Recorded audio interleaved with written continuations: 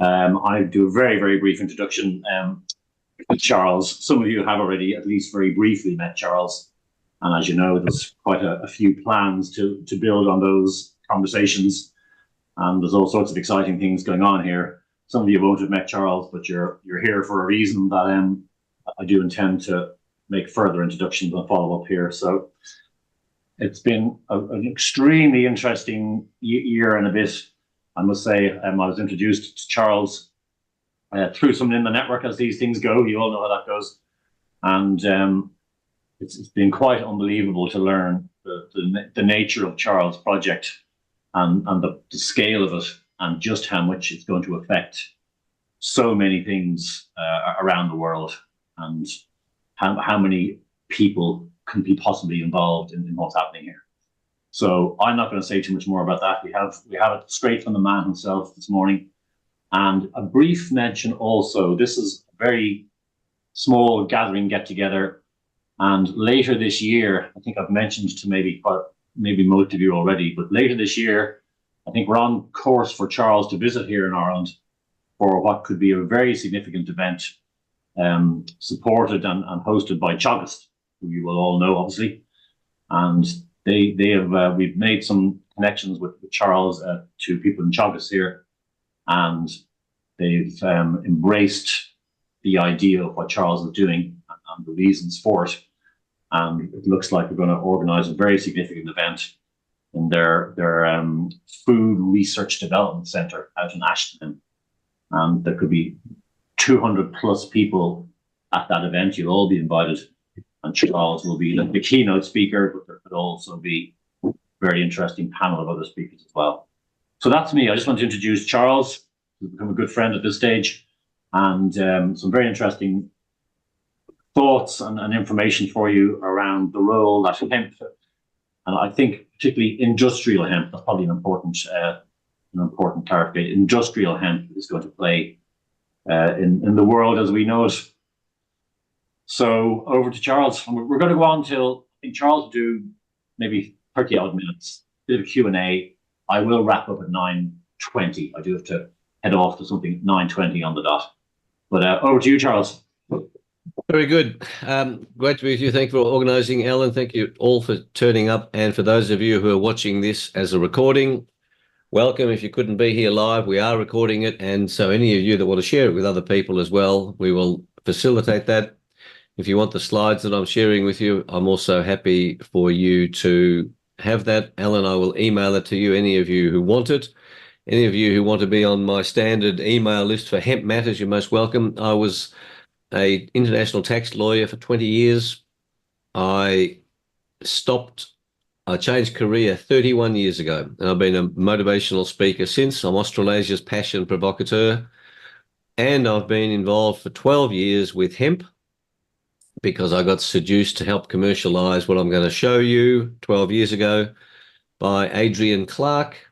And he inconveniently died in 2015 when I became CEO of TCI Hemp. G'day, John Donnelly. Good to see you again. So since my Dominican sisters and Maris brothers days at the age of 12, when I became a commissioned debt collector, I've now been in business for 59 years. And I bring that experience to what we are doing with hemp. And for those of you who are here, I'm 71 and I'm planning on working for at least another 50 years. So I'm planning on being around till I'm at least 120. That's my game plan. And I'm also of the view that we are designed as human beings to actually live that long if we look after ourselves, and most people don't look after themselves. So what I'm going to tell you about hemp, there's a three major global movements going on that really mean that the time for hemp is now. The 12 years that I've been involved in it is certainly, it was the time then, but it's even more so now because of three key global movements: ESG, the circular economy, and the whole health movement. And I'm a health warrior. I'm an expert in health since 1965. I've been engaged in health since I was 13. As I said, I'm 71. I don't have a doctor. I've never been to hospital except for a vasectomy and then a reversal of vasectomy. I've been successfully married 3 times. I've got 5 kids that I know of. I've had no further claims on my estate. I'm making sure I don't make money too early so that none of my kids want to, knock me off. So if you get rich too early, then your kids want to knock you off. If you don't get rich too quickly, then they want you to keep going on the journey. So for any of you with kids, be aware of that. So 3 movements: ESG, circular economy, and health. Now, I'm more interested in the environmental aspects of hemp. I think the social and governance issues, we might talk about that in Q&A. I'm going to go through this pretty quickly, but it'll give you a real framework for thinking about why I think hemp is an extraordinary solution to ESG, circular economy, and health issues, and the attack on our health, on humanity's health over the last 4 years. In my opinion, as a lawyer, in my opinion, with 59 years of business, in my opinion, as being involved in protection of human rights because of my parents' origins as refugees from communism, I say it's the most egregious that's ever been visited on humanity with what's happened in the last 4 years. And the beauty of it from hemp perspective is people have started to realize, maybe I do need to take responsibility for my health. And it's a challenge that I put to all of you. Stop thinking that the government's going to look after your health, because it won't. And you then say, well, how do I look after my health? Hemp is another solution in that space. So I'll go through quickly, and then I'm aiming to give you 10 minutes for key questions. Questions in the chat are also great. If you have a question, type it in the chat, and then, if we don't get to them, I'll happily give written responses to those questions. If you want links to anything, put that into it as well. All right, here we go. So I'm talking about industrial hemp, not marijuana. It's a wonderful, game-changing agribusiness opportunity. I'm focusing on Ireland, but also the whole of the planet. I have an honours degree in law, a master's degree in law. I'm a certified speaking professional. It's the highest qualification globally of speaking. And I'm a Knight of the Order of St. John. It's a Christian order. It is not Freemasonry. I'm CEO and International Marketing Director of Textile and Composite, and we make the world's most effective and economic hemp decorticator. I'm President of the Australian Industrial Hemp Alliance. It's the peak national body for industrial hemp in Australia, and I'm an executive board member, one of 4 of the Federation of International Hemp Organisations. Hemp is a global game-changing agribusiness opportunity. It improves the environment, sequesters carbon efficiently, enables profitable and sustainable farming, and reduces the global usage of synthetic chemicals and damaging products. I make these presentations in honour of Adrian Clark, who was Irish-Scottish, and his forebears were first settlers who were taken from the UK on the First Fleet in 1788. So they're called First Fleeters here, his ancestors. He founded TCI and invented the world's best decorticator, a decorticator that does not need retting of hemp. You must understand what retting is. Retting is a rotting process. Adrian died in 2015. He dedicated the last part of his life to solving the major problem of the hemp industry, how to decorticate without retting. Because if you don't decorticate, the profit is in decortication.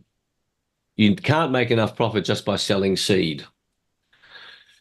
The Australian Industrial Hemp Alliance, I've got the link for you at the end of the presentation. It's a not-for-profit. It's Australia's peak national body for hemp. It was incorporated 9 years ago. We represent people across the gamut. And I'm shifting the focus of the alliance because there's another national body that's been formed that says we're looking for the growers. Quite frankly, I don't want to spend my time walking in wet soil. And our focus is on policy issues, on legislative issues, on international harmonisation, on market development, and on investment attraction. And so the other organisation, Australian Hemp Council, they're dealing more in the grower problems, in the fertilisers, in what the agronomy of the plant is.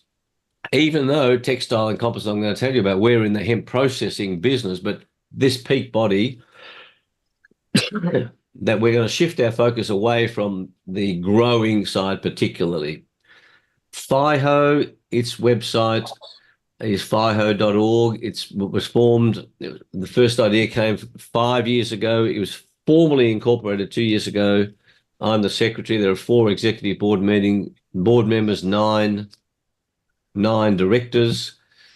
And it's globally, if you're doing international business, you need to have global bodies to organize harmonization, to scale hemp production. The global production of hemp is only 300,000 hectares. It is my considered view. Our vision for Australia is for Australia alone to grow 1 million hectares. Ireland could grow 1 million hectares, and it is not possible. I'll say this to you absolutely. I don't say anything to you that I don't believe. It is not possible to grow too much hemp. Not possible to grow too much industrial hemp. Now, please take a note of that website. I invite you all, and in fact, I want you to sign the pledge on that website. It's called Evolve 2033. It's an interesting strategy. It's literally a pledge to say, if it makes economic sense, we pledge to try to use industrial hemp by 2033. We started this program a year ago, and Alan's got a certificate. Having signed the pledge, I invite you all. Alan, if you could put that link into the chat, please. So it's just fiho.org/pledge, or the fiho.org site will take you to the pledge on the tab. I'll email it around to everybody after this. Terrific. Yeah. So the most expensive step in using hemp, traditionally for the last 8,000 years, was the process of separating the hemp stalk into fibre and hurd. That's what decortication is. TCI, we're driven by a philosophy of helping farmers to become more profitable, independent, environmentally green and sustainable.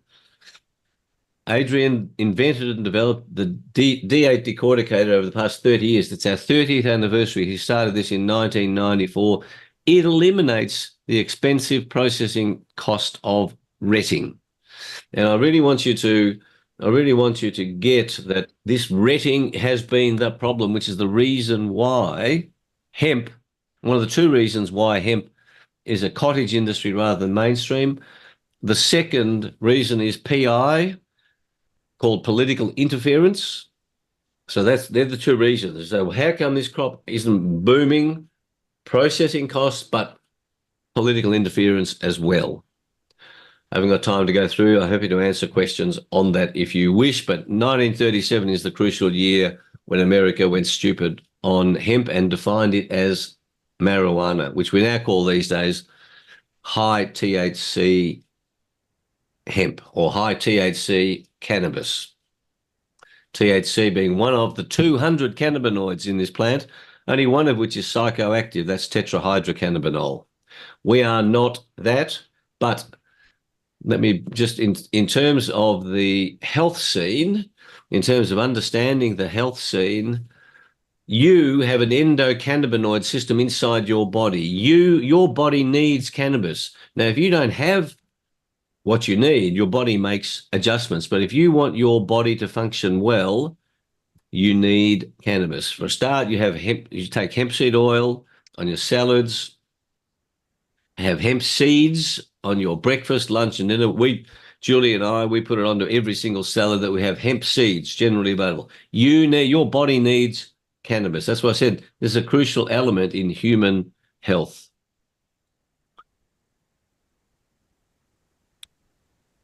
The other thought I wanted to put into your head on why Adrian started this is my view that successful, profitable family farms is a crucial defense against government overreach. If we're all living in the city and all farming is corporatized, we are at grave risk. We're already at grave risk.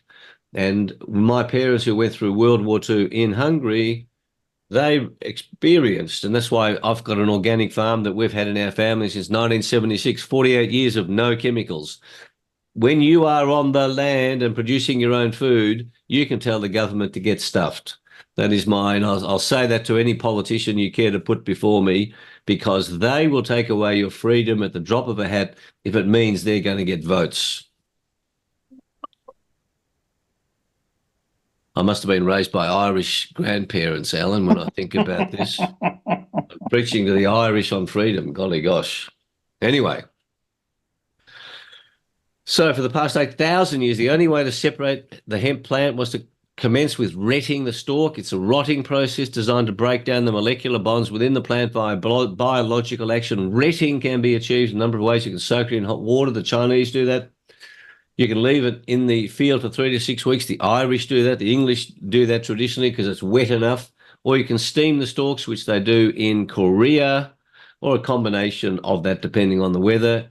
Retting is expensive, labour-intensive, time-consuming, and on top of that, in warm climates where it's not damp enough, it doesn't really work. But the problem is it stops you using the field for 3, 6, 9 weeks while the process starts.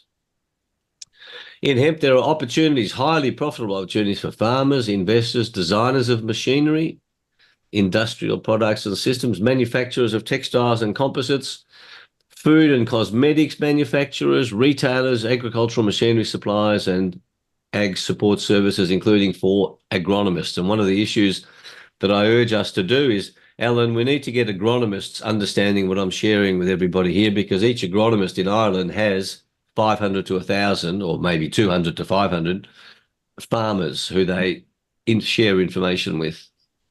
I've created a mantra, HP by 4. HP, first and last letters of hemp. Hemp gives us healthy products, which leads to healthy people. We create a healthy planet, and we make healthy profits at the same time. This plant, 10 categories of products. Look at that. Over 25,000 different things you can make from this one plant. There's no other plant on the planet. God gave us this plant. It's political interference that stops us having access to this herb. To say that cannabis is a drug and dangerous, needs to be regulated, the Irish government should be ashamed of itself that it doesn't fully embrace and allow industrial hemp. And my proposition to you is that it's people with vested interests who don't want hemp in Ireland. This is a God-given plant that's been used by human beings for 8 to 10,000 years. Some people say even longer. You make food from the seed, clothing from the fibre, building hempcrete from the herd.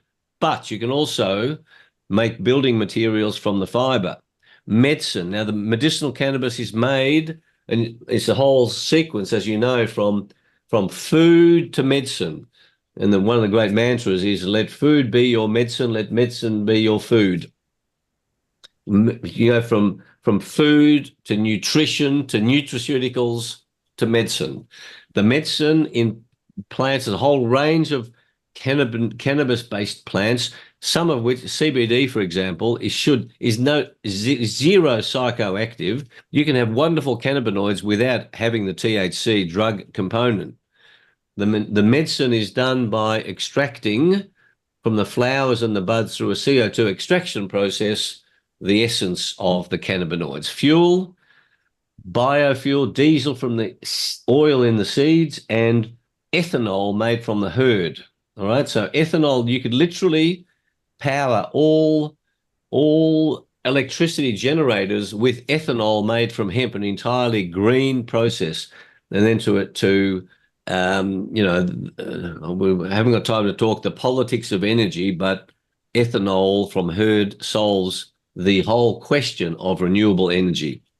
Fertilizer, composite fibers, hemp fibers replace fiberglass. Body care products, rope and baling twine, and the whole packaging industry can be with hemp products. Here's the number here's the profitability for growing hemp that will apply in Ireland, Australia, and the US. US dollars. To grow a hectare, 2.47 hectares. It'll cost you $1,700 to $2,000 per hectare. Your processing cost, harvesting and then decortication, $4,000 a hectare. You produce 3 products if you're doing a dual crop, fibre, herd and seed. You get 3 tonnes of fibre, 7 tonnes of herd, 1 tonne of seed. It costs you $6,000 to produce this stuff. the farm gate value is 17,500. Okay, so we're talking $11,000 profit per hectare.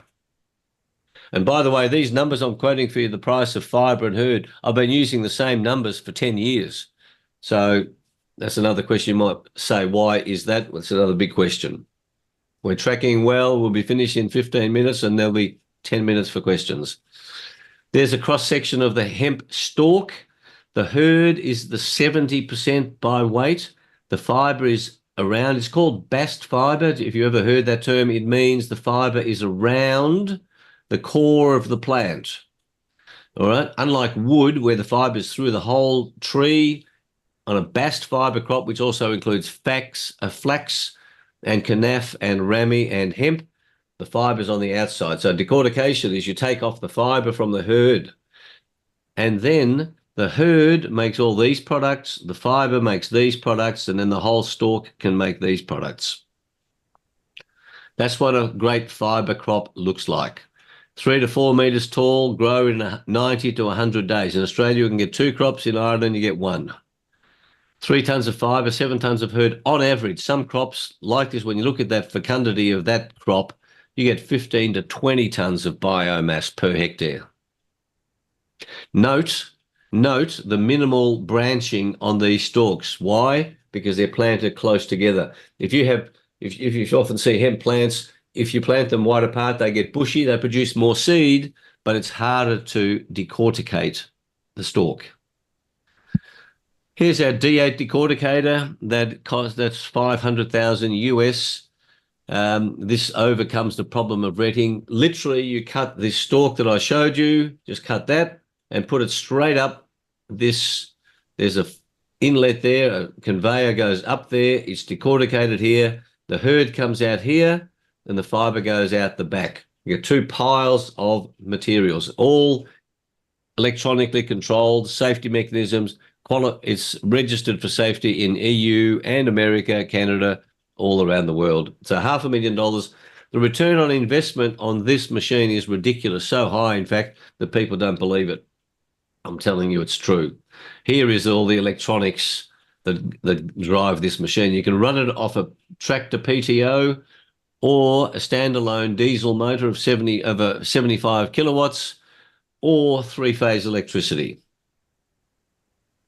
That's where the stalks go up. I forgot that I had this other picture. Stalks go up here. They're decorticated up here. The fibre comes out here. And on opposite the input, the herd comes out here. So I hope you see that. Goes up one end, comes out the other, and then fibre comes out here. There's all the electronics. Fail-safe. This reports back to where we make this machine. So every machine that's operating, we've got full reporting capability. When I joined the company in 2012, this is what the D8 looked like. The D8 refers to the 8th version of the technology to do this separation process. So you can see we've made a little bit of advance in the last 12 years. That's what it looked like in 2016. We took a concept model. This machine is operating in Victoria. This machine we sold to Canada, and then these machines are in North Carolina now. Fibre and herd is now significantly more cost-effective to produce without retting by using our decorticator. So there's the raw fibre. If you want to make textiles, you have to degum it.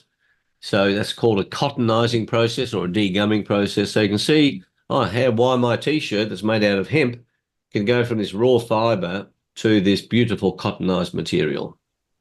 The herd, that's what it looks like, wood chip. It can be used to make hempcrete paper, cellulose plastics, cellulose materials, fuel ethanol. This is almost pure cellulose. Cellulose is carbon, hydrogen, oxygen, a hydrocarbon or carbohydrate. And so it's just a digestion process of this herd. Why would you can make ethanol out of the whole plant, but then you lose the value of the fibre. The essence of the energies for ethanol are from the herd. That's why you would decorticate first, then make your ethanol. You make building products from it, building walls, and from this fibre you can also make walls with this and resin tightly pressed with a 500-ton press, extraordinary building materials. That's what a hemp hempcrete wall looks like. Everyone who's ever been into there are 300 hemp homes in Australia. Kevin McLeod in the UK of Grand Design says that this material is the world's best building material. It breathes, there's no mold, it's fire resistant. And in Europe, it'll keep a house cool and warm, roughly 20, 21 degrees without need for heating or cooling. You can make all sorts of designs from it. It's a wonderful building material and incredible sound suppressant qualities. Hemp composites are light and strong, so hemp fibre replaces fiberglass. The ideal replacement for fiberglass and some carbon fibre. There's some shipping pallets. These are now being produced in Melbourne. These weigh 13 kilos, perform the same as a 44 kilo timber pallet, and they're reusable because they're inert. If you ship internationally using wooden pallets, they have to get chipped at the end after one trip. Car bodies have been made out of hemp composite materials. So here are the 10 significant advantages of hemp. It's environmentally clean. You can do this without using any pesticides, herbicides, artificial chemicals in your growing. It sequesters CO2, 22 tonnes of CO2 per hectare, minimum fertilisers and zero chemicals. Efficient water use improves the soil, gives you attractive profits, natural antibacterial, antimicrobial, anti-mold. That's why I can wear my hemp t-shirt for 4 weeks in a row, no wash, no smell, even when I'm sweating profusely into it. Each product of the 25,000 plus products has competitive advantages. You can value add to the hemp raw materials in many ways, and then you supply local and global markets depending on where the demand is. And this idea that we have to find export markets is a nonsense. No, from Irish perspective, not only can you buy the carbon credits, that's part of the strategy, but there's Ireland. What Ireland can do, and I urge all of you, Jerry, you might have the answer to this. Hemp becomes an import replacement as soon as your government wakes up and legalises it. By the way, I'm critical.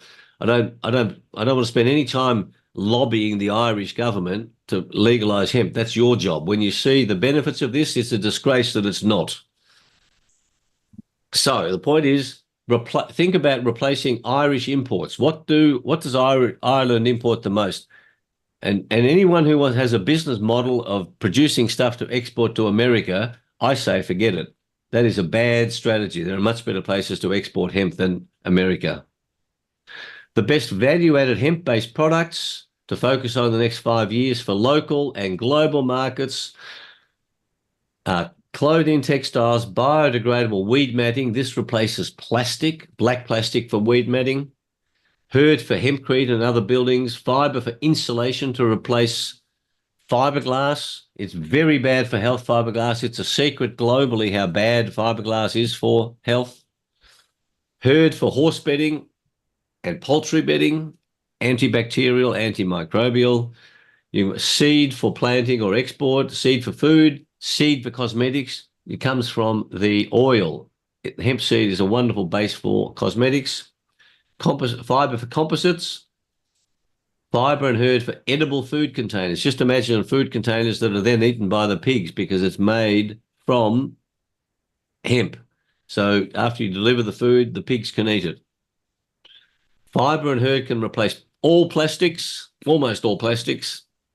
Hurd for ethanol. I've talked about ethanol. Fibre for ropes, baling, twine, string. Fibre for medical bandages, again, because it's antibacterial. Hurd for garden mulch. It's proven to be the most amazing suppressant of weeds. So there's the top 15. I've got many more, but that's in strategically say, hey, what are we going to focus on?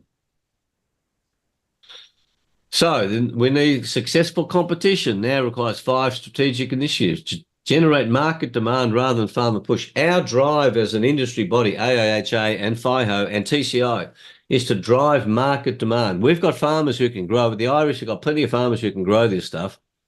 Drive market demand and we go upstream to the farmers. Much better than getting farmers to grow this stuff and then try to sell it. My outcome here, remember, TCI's outcome is for farmers to be profitable, sustainable, successful, not the traders making the money in the middle and the farmers being screwed.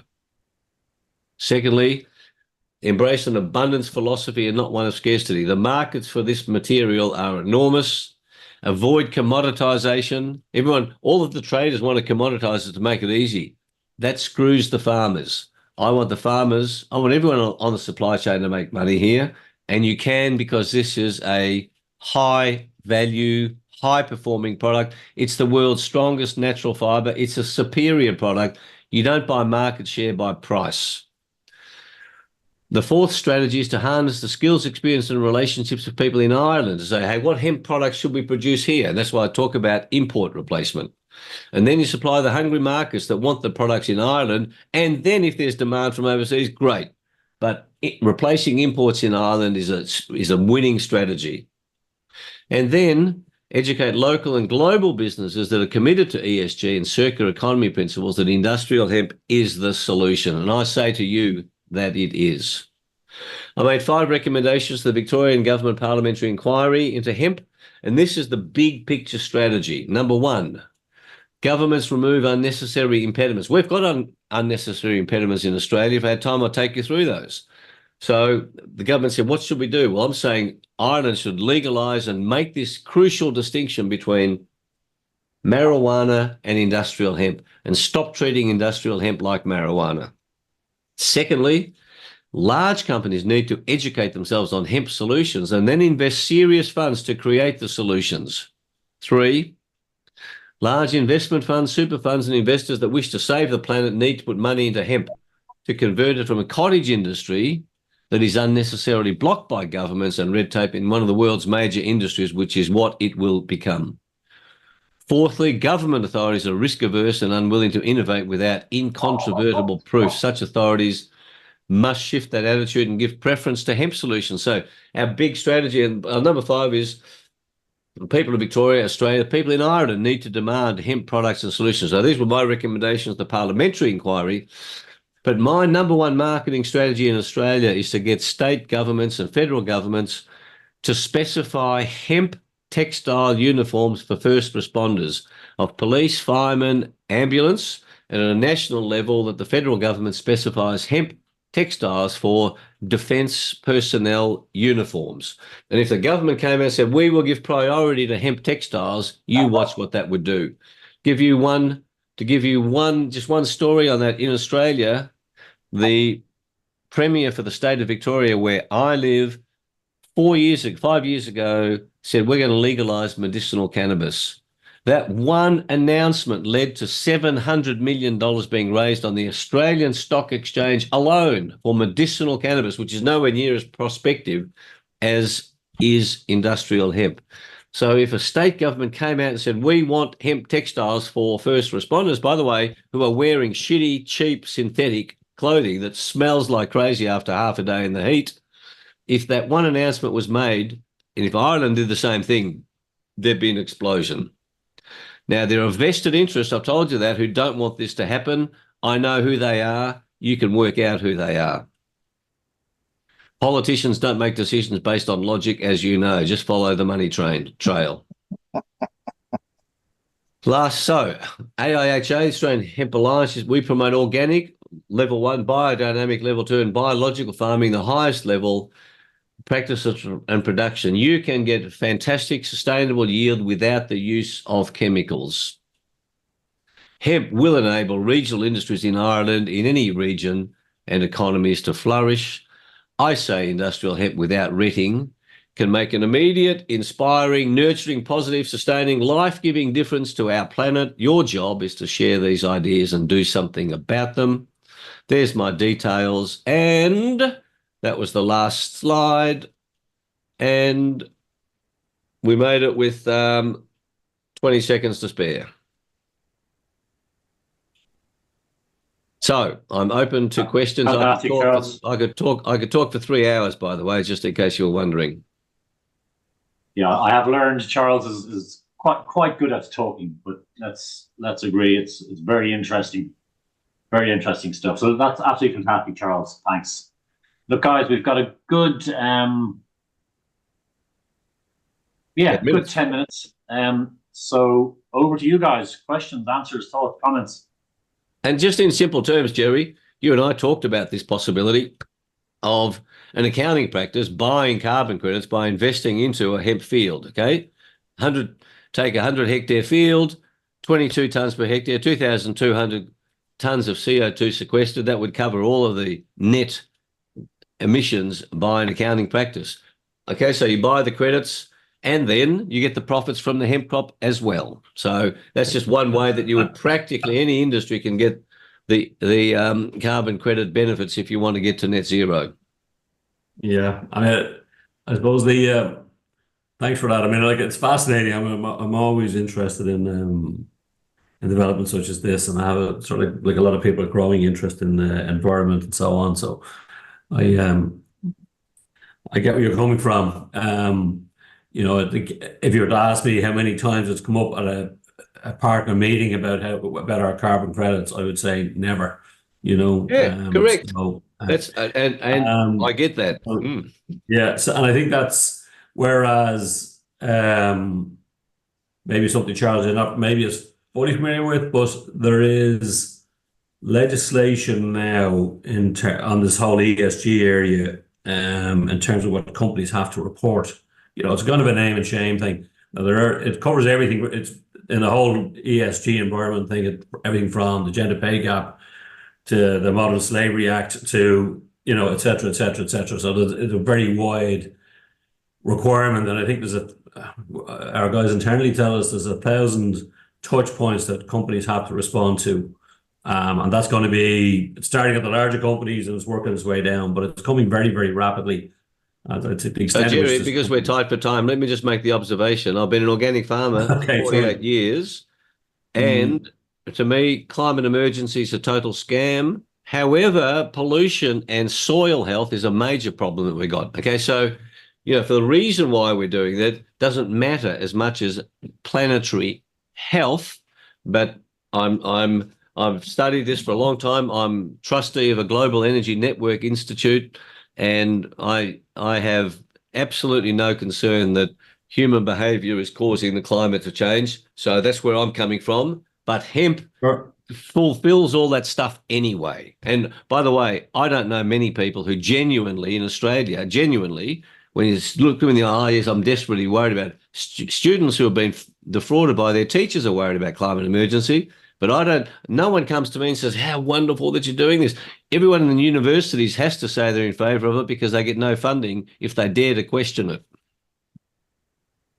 Yeah, I mean, I think for the people who have the money, who have I suppose the point I was trying to make is the people who have an immediate need for a solution, for them, this is not their core business. So you need to sort of give them a full package that say, money in, carbon credit saved, money out. So it's a neutral from a even if they broke even on it, no cost. Correct. And they got the carbon credits, that has advantage. Is it a superior carbon credit solution to others? So I don't know, and that's what I don't hear from what you're suggesting. I'm assuming it does, but in terms of what I want to hear, it's that. And if I was to talk to clients about it, I'd want to hear, here's a business model. Like they literally done it, they can just plug money in, and that's the end of it. So, yes. Anyways, that's just my response, really. I suppose, Charles, great what you've done, but I think if you're looking for advocates, in the business community or in the farming community, I think that's going to be a tough one. They're going to be rewarded by their short-term requirements. Yep. So, correct. I agree. I don't want to sound so negative, but I think it's just seeing barriers to success. Well, from a farmer perspective, it's a very simple equation. Farmers go, we'll grow it if we can sell it. Okay, and they go, where are we going to sell it? And they don't know where they're going to sell it. Same in Australia. And the markets, major users of these materials, potential users, the farmers aren't producing enough of it. So they go, we're not interested because they're not being produced enough. That's why I said the key strategy is drive market demand. And one announcement, as I said, in terms of first responder uniforms, that would drive market demand. That would be a huge explosion. And the farmers, we've got plenty of farmers right around the world who can grow this stuff. And as I said, the carbon credits to me are irrelevant. This makes total economic and environmental sense without the need to get the benefit of carbon credits. That's just an added gloss, Jerry. just, for the non-farming sector. Okay. All right. Any other questions? Any other confusions? As Tony Robbins, I'm a big fan of Tony Robbins. He said, confusion precedes all learning. Isn't that an exciting idea? No wonder I feel stupid all the time. Well, I can see in my mind's eye when he was talking about this clothing, immediately I was thinking about the industrial building sites of the materials, and I was thinking about schools and kindergartens and everything such on, because there you have loads of sort of mold and everything growing, and it's crazy. And after me sort of being living here, I think in UK it's 5 years now, or something like that. It's obviously it's stone material which is in their hands, but it's very damp. Like in Ireland, it's very, very damp. We in Estonia, obviously, we've had wood in our hands to build houses and everything, and it's such a different thing. It's breathability and everything else. And when I was 18, then I was introduced to an eco insulation material, which was made out of recycled paper. And that was like the first wow effect for me ever since that time. And I'm very, very passionate about everything healthy, organic, sensible, and non-chemical. Wonderful. Wonderful. It's very exciting, that whole concept, and Mike, with your Hungarian origins and mine, when I look at the quality of the food that we eat, and understanding that everything counts in your lives, guys, everything counts. Everything you put into your mouth counts. And so you put crap in there, it harms you. And so, if all that you get from today's conversation is this renewed commitment from Mary Bell and me to be careful what you put in your mouth. And by the way, after a year, every cell in your body is new. You can rejuvenate yourself. So the anti-mold, if you look up Kevin McLeod on Grand Designs and his references to hempcrete, there's a lot of research. By the way, the thing I didn't tell you is there are 27,800 registered patents over hemp. 27,800. So people think this is a new product. No, this is eons old, and they're lapsed. And so all of the patents that have ever been granted on hemp. Quite amazing. And I'm just going to Grand Design's live show, which starts on Saturday for 9 days. Wow. Okay. Well, find Kevin McLeod and ask him what he thinks about hempcrete. I will do. All right, we've got Charles, 1 minute. I'm interested in the Yep. sorry, I'm interested in the scale of the barriers to be overcome. When you say governmental challenges and policies that prevent the growth, is that Ireland? Is that the EU? It's Ireland. It's like what's Pat, it's Irish. It's Ireland. Ireland? So it's You don't not need- an EU policy. So No, France is busily getting on with plenty of other countries in the EU, Netherlands, Romania. They're all doing it. It's just that there are influences on Irish politicians who say don't legalise hemp, or they're shitting themselves that someone might think that the Irish government is in favour of people getting high. That's how. And my point is, politicians who say that are literally ignorant. And I don't say innocently, because their job is not to be ignorant about important matters. This is important for Irish economy. Sorry, Charles, can I ask you a question? Yes, Jack. I'm very interested in this, the fact that in hemp's opinion, it is antimicrobial. The reason I'm asking the question is that's my business. I sell, and I'm an agent for one of the European leaders in antimicrobial coatings and cleaners. So I'm just wondering when you analyse hemp, what is allowing it to be deemed to be an antimicrobial product? It's the cannabinoids in it, Jack. Cannabinoids, there are 200 plus cannabinoids, 400 plus terpenes. And so look at terpenes, that's an element of tea tree oil, of lavender. There's a lot of foodstuffs. And the reason why hemp can push back against bugs and why it needs so few chemicals, none in fact, is because it got its natural defenses, and similar bacteria don't like it. And there's another important point on healthy soils. You've often heard it said that a healthy crop doesn't get attacked by pests. And the reason is because healthy product and a healthy hemp crop, pests cannot digest the healthy crop, because the plant over thousands and thousands of years have created that defense mechanism, which then translates into the use of the material for that microbial nature, Jack, in terms of any usage that you put to it. Yeah, it's just interesting. You're going to be going up against the major paint manufacturers and i.e. the chemical manufacturers on the planet by advertising that particular fact. I haven't thought about that. I've been thinking about microbial in terms of my T-shirt and hospital bedding and hospital bandages. In Ireland, we have a serious mold problem because of our climate and because of the way we've decided to live. I.e., we have two people who go out to work. We attempt to dry clothes in an environment where we have triple or double glazing, so there's no air movement. That creates an environment for mold to grow. I've been in houses recently where are basically uninhabitable because of the mold infestation. And it'd be interesting to see the data behind the claim that it can do what you says it'll do as far as antimicrobial and anti-mold issues are concerned, because of the way the Irish people have decided to live. But on exactly we have a serious mold problem. Kind of why I invited you along this morning, Jack. I knew you had an interest in this. Very good. Look, I am conscious of Charles's time. I've got to go to another session myself very shortly, but look, that was absolutely fantastic, Charles. Thank you, and thanks everybody else for coming. I'll certainly discuss with Charles. Great to discuss. Thank you all for being here. Another get together around this topic, guys. You know, I imagine there'd be further interest. So, and as I say, questions, send questions. You've got my email. I'm really available. I'm the easiest guy to find on the internet. And by the way, in Hungarian, Mike, what does my surname mean with two S's, not one S? You have aristocratic heritage, mate. It means, Kovess in Hungarian means follow me. So there you are. There's your invitation.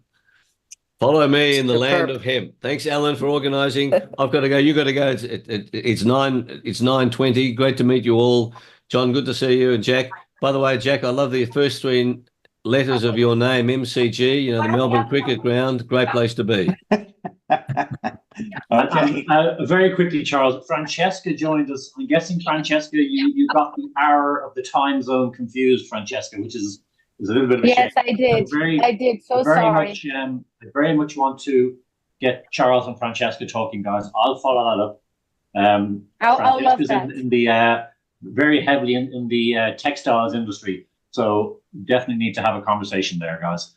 But look, we'll jump off and tell Francesca that we recorded this so she can see it. Yeah, we'll organise that. Yes. I would like to know more about your solution for the fashion industry. We're going to do 2 fashion shows, one in Paris and one in London Fashion Week. And this is my background. So anything that I can do to help you. I'll get you guys connected through John, obviously. Well, Perfect. Now, Francesca, there's something very important I've got to share, everybody, before you go. Yeah. In 1941, with your expertise in fashion, and since I'm Australasia's passion provocateur, in 1941 there was a wonderful limerick written during the war. And it goes like this: there once was a lady of high fashion who had oodles and oodles of passion. To her lover, she said, as they leapt into bed, here's one thing the bastards can't ration. Very nice. Thank you. That's a pretty good note to end up on.